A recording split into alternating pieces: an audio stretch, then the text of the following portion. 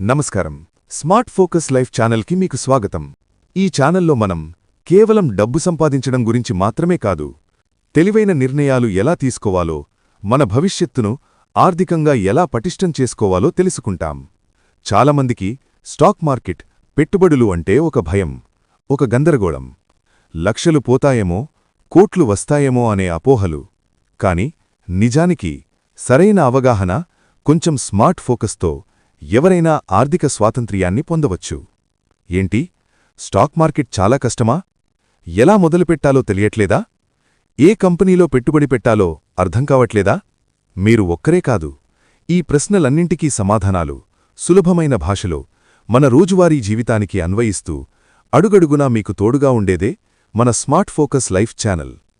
ప్రతి ఎపిసోడ్లో ఒక కొత్త పాఠం, ఒక కొత్త ఆలోచన, మీ జీవితాన్ని ఆర్థికంగా మెరుగుపరిచే ఒక కొత్త దృష్టికోణం.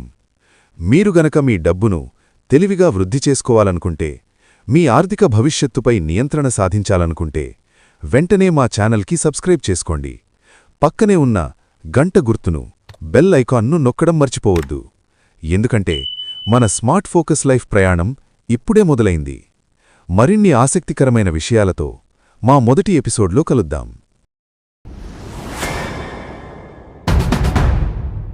నమస్కారం. మన ఆర్థిక ప్రయాణంలో మొదటి అడుగుకి స్వాగతం.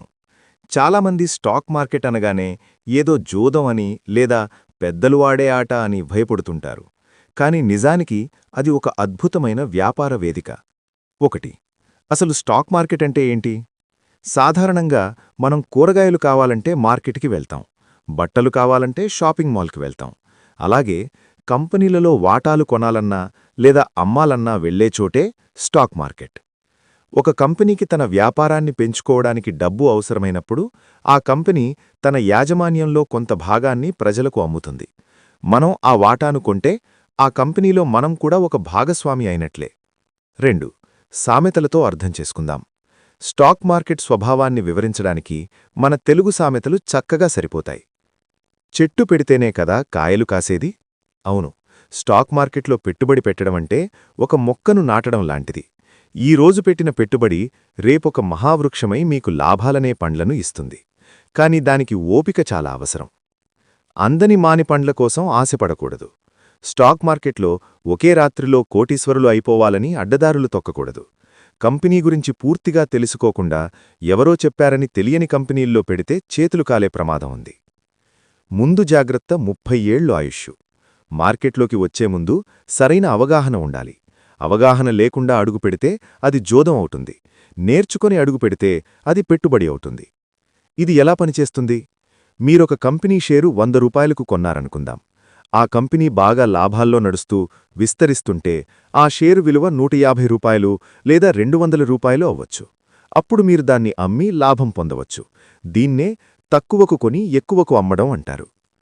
ముగింపు: స్టాక్ మార్కెట్ అనేది ఒక సముద్రం లాంటిది. ఈత నేర్చుకున్నవాడికి ముత్యాలు దొరుకుతాయి, నేర్చుకోనివాడికి నీళ్లు తగులుతాయి. అందుకే మనం ఈ ఎపిసోడ్ల ద్వారా మెల్లమెల్లగా ఈత నేర్చుకుందాం. తరువాతి ఎపిసోడ్లో మనం ఏం చేద్దాం? స్టాక్ మార్కెట్లోకి అడుగు పెట్టాలంటే మనకు ఏమేమి కావాలి? డీమ్యాట్ అకౌంట్, ట్రేడింగ్ అకౌంట్ అంటే ఏమిటి? వీటన్నిటి గురించి తదుపరి వీడియోలో వివరంగా తెలుసుకుందాం. అప్పటి వరకు మా ఛానల్ను సబ్స్క్రైబ్ చేసి పక్కనే ఉన్న బెల్ ఐకాన్ను క్లిక్ చేయండి.